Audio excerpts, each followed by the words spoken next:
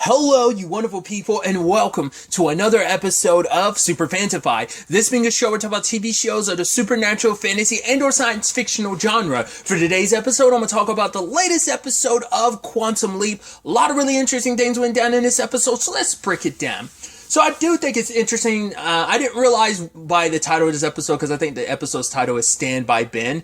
And I didn't realize until we were partway into the episode, I was like, oh, it's kind of supposed to be like Stand By Me. I don't know the full story of Stand By Me because I've seen it referenced. I've seen the cast of it, just photos from that, but I've never actually seen the movie itself. But it's obviously this camaraderie between these four, and we're getting that same thing in this regard. And obviously the whole situation of they're running away from this academy, and you're obviously it's for them to be running away, it's right, Ben just kind of simply says oh, we're running away from school, but I'm it has to be more than that for them to feel the need to do that. You figure there had to be some pretty rough situations there, and especially because they're so desperate. The car crashes and they're no, we gotta go. It's Ben's we should get back on the road, because Addison says that they end up dying of heat stroke because they don't have the supplies necessary, because they thought they were going to be in a car the entire time. So they don't have the food and water to make it in, and because of they eventually die. And he's saying right, let's get back on the road, let's go back. But for them, it's they would rather die. This is their chance at freedom. And along the way, Ben, gets to learn more about these people, especially not just from what Addison talks about. They are all people who've been through pretty rough situations, and those situations, every one of them feels like they don't have anyone in their corners. They were all sent to this particular place because Stacy's situation is her dad was a drunk, her mom died in a car accident. Roy's his way of dealing with things was he was medicating himself, but also the most recent time, the last time was an overdose that he almost died, but they kind of don't think it was on accident. And then Leah cut herself because I figured I'm it's the 90s, and when she talked to because Ben's oh yeah, I have an imaginary friend out there. Girlfriend, because I'm 16 years old, and she's yeah, I had a girlfriend once too, and it's oh, is it nice? And he's yeah, And it's right, I was I figured that probably had something to do with why she was there. It's self-harm plus the whole situation with her parents sending her there because they're very religious. So it is this culmination of this group of, in her mind, it's oh, I thought we were she's because Leah's I thought I was broken, and and I even Roy saying this line of right, you're not weird because you're not weird. Kind of making a point of just because you're not what people considered quote unquote normal doesn't make you weird, and everyone kind of accepts each other for who they are. And obviously, luckily, they've got Ben's imaginary girlfriend to help them, when Leah breaks her ankle, and it's wow, go got it. Roy made some comment about oh, go hottie or something like that, and I love that Addison's yeah. Yeah, glad to be acknowledged, because obviously it's more often than not it's Ben who gets all the acknowledgement for everything. So it's yeah, it's nice to be appreciated for my contributions and stuff like that. I think that's kind of interesting. I'm sure for Ben it also, we don't know how much of his own teenage years he actually remembers. It is that complicated thing of right, you're an adult in a teenager's mind, and you're trying to have these conversations with them, especially when he had that conversation with Roy, and he tried to go at it from a scientific, it's maybe don't, the point is not, don't, talk to them like you would an adult, but also don't have but he made this giant metaphor about boiling water, and it's right, it never really changes until it eventually turns into steam. And it's the whole metaphor was just kind of basically a don't give up, don't quit on quitting type of situation. And obviously we also learned about the Sierra Youth Academy's thing of locking kids in a box. You're okay, cool, that's some hardcore punishment of locking them up like that for days at a time. And Because that's, I think Roy said, like, yeah, he got clean. It's not until he was locked in that box for like 2 days that made him kind of like, I don't know if he had actually relapsed or was like thinking about relapsing, because he had those pills on him and stuff like that. Because he was like, yeah, he wasn't really tempted until the whole being locked in the box situation. And it's like, for Ben, he's desperate to save these kids because he's like, right, I can't have come to this leap just for me to watch these kids die, because it's like, right, we're going to make it to the creek and find, then we make it from there, because obviously we could go a lot longer without food than water, but the creek is dried up and it's like, man, we're screwed. And luckily they found what was kind of an illegal cabin, or like someone had illegal set, so it was like, okay. Which I was wondering if that was going to become a bigger thing or not, but it just seems like someone had that set up there. That's why it wasn't on the map and stuff. So I'm like, okay. Because I thought like maybe it'd have something to do with someone from the academy, or maybe just some weirdo in the woods. But it's like, no, it's just someone's like secret cabin that's there that's stocked full of stuff, And ultimately, the people from the youth academy tracking them down. And obviously not having, you could tell from just the conversation, you're like, right, there's no way these are good people, especially like how like dismissive they were when Leah was like, hey, they said I was slowing them down. She was buying the others time to get away. And they like grabbed her leg and they're like, oh, I guess she's not thinking. It was like, that's such a dickhead thing. Most things would have just been like, all right, let's believe, like the fact that you're hunting these children down like they're wanted criminals. But luckily, the others were able to call her uncle, who is on the news.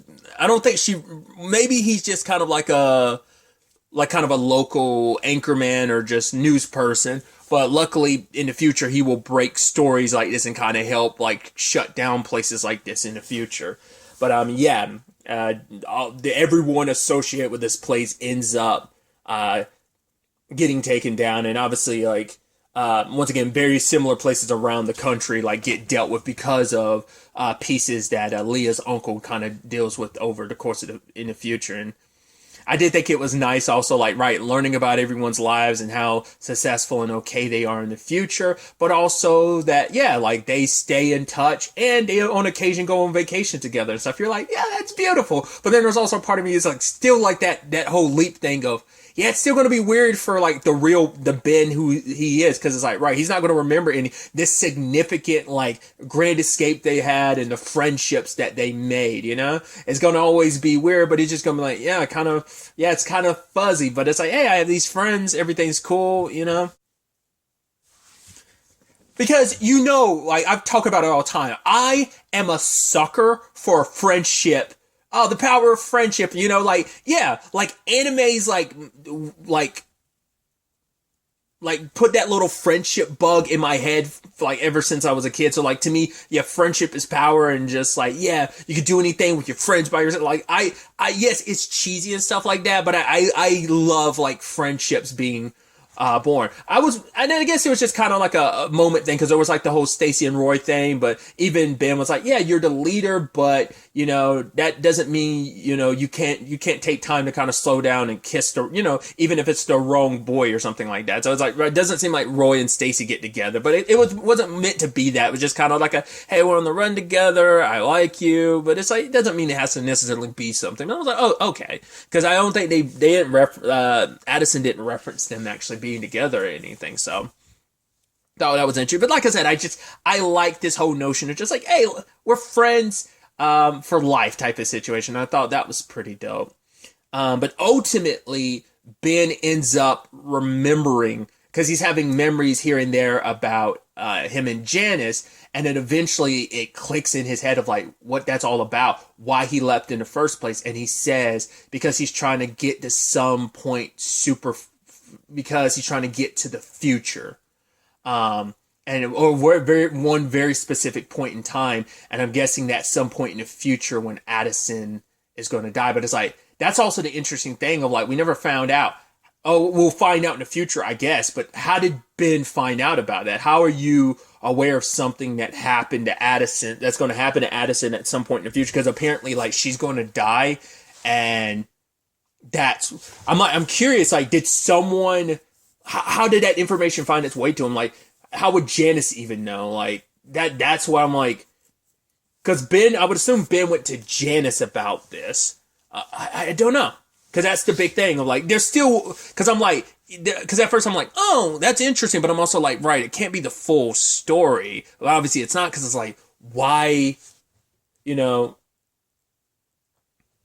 because it's like, why couldn't you tell your fiance about that? You know, why couldn't you tell the rest of the team about that? Like, there definitely has to be more to it. And maybe it's because, well, I guess in the grand scheme of things, you want to keep things as similar to what it's supposed to be timeline wise, because if you change things too much, the variables will eventually lead to people making different choices. And it's like, why we need the timeline to stay as similar as possible so that when I do get to that point in time, I'm able to, because that's why I'm like, it has to be in the far future. I'm like, but it can't be like a thing of, oh, it's actually going to be in a certain point in the past that someone's trying to kill Addison and killing her in the future type of thing, you know, wiping her from like the timeline or something like that. Like, I don't think it's that. So it has to be like a future point, right?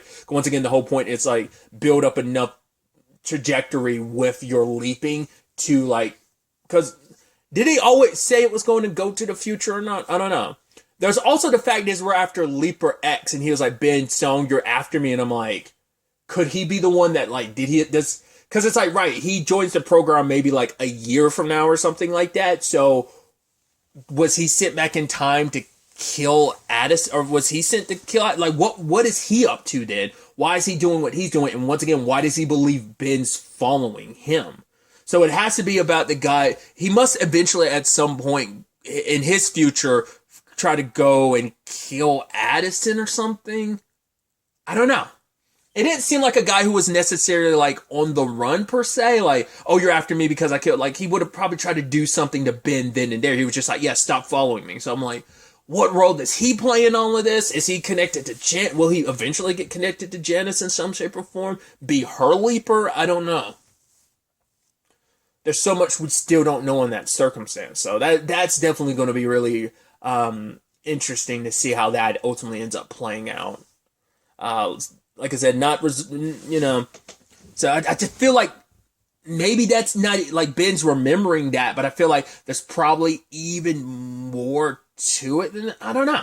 Cause like, that's my only reasoning for thinking he didn't tell the others, because he needs the timeline to stay as much as possible so that things do play out the same way, because if they play out the same way, you can predict how that's going to play out. But then I'm also curious about the timey-wiminess of it, because more often than not, we've seen depicted in these type of situation, the destiny, life, it's always going to get what it's owed. So even if this isn't how, kind of like a Doctor Strange in the what if situation, he loses Christine over and over and over and over, no matter how much he changes things, because death always gets what it's owed, like in a very Final Destination way, that even if he saves Addison, she still dies, because time is like, no, like, she has to die. It's just, it's maybe like a fixed point in time where it's like, she's meant to die, she has to die, and there's no changing that, and that trying to change that causes like, an issue with the space, my favorite time, favorite word, space-time continuum, you know. So we'll see which route they ultimately end up taking on that from. But also in this episode, it didn't even cross my mind to think the thing that Janice had was a image situation of her own, like the same thing that Addison goes in to go see Ben and stuff. I didn't realize that's what, like, that episode we saw with Janice, and she was standing in front of something. I was like, I wasn't sure what to make of it. It's like, right, it was her own imaging chamber. Well, they were able to kind of eventually, like, now they know what to look for and the amount of energy it takes for that. It's like, cool, let's track an energy signature in town around that same time that would have matched our own. They're about to, Jen and Magic are going to go confront her, but she saw them coming and ended up like shutting the facility down. And so Jen and Magic are locked in the elevator where they kind of talk about her relationship with her dad. It's a complicated, I guess everyone's got their complicated family circumstances, because, well, Ben's got the sad situation of his family situation. We haven't really touched on, we've touched on it a little bit, but Addison just says like, yeah, it's kind of a whole thing. We don't know what the grand scheme of, like, I wonder, like, well, she was in the military, so I wonder, does she come from like a military family, like maybe like a military dad, and that's where some complications come from, and maybe that also leads to issues with her mom too. Jen has issues with her dad because he wasn't around. He was a gambler and God, what was the? I think she called him a con artist and a gambler. He was always just trying to make money, and she was basically forced to raise herself on her own, and that ends up being this interesting, connection like with Ben that he ended up having with I believe with Stacy, where it's just kind of like, yeah, you kind of have to, that's a point where you kind of have to grow up faster than other people, just because, like Ben lost his mom when he was in high school, so it's like you have to become an adult a lot faster, especially in Stacy's case, because of the whole, right, not only did she lose her mom, her dad wasn't really there in her life. Once again, that's the whole point. Like, none of them had a support system really backing them up. And sometimes kids and teenagers, sometimes they just want to feel heard. They want to, feel understood, But yeah, circling back, but yeah, she's given her dad chances over and over again over the years, and she's willing to give him a chance, but the problem is she always walks away brokenhearted because he always ultimately ends up disappointing her. And Magic brought up something interesting where he was talking about, like, oh, he's made mistakes too. So I was like, oh, you're a dad, and what mistakes have you made? Maybe it's just kind of a thing of, maybe he hasn't always been there for his children. Maybe he ended up kind of sometimes choosing his career over his kids. But even, it's like, is it even worth it? And for Magic, he's like, yeah, it is worth it, because especially because her dad is reaching out, and I think maybe it is a situation that eventually, like, if she doesn't, like, it is that complicated thing of, like, it should be on her terms. Like, she should reach out if she feels the need to, because she does want a relationship with her father, but she just doesn't want to walk away.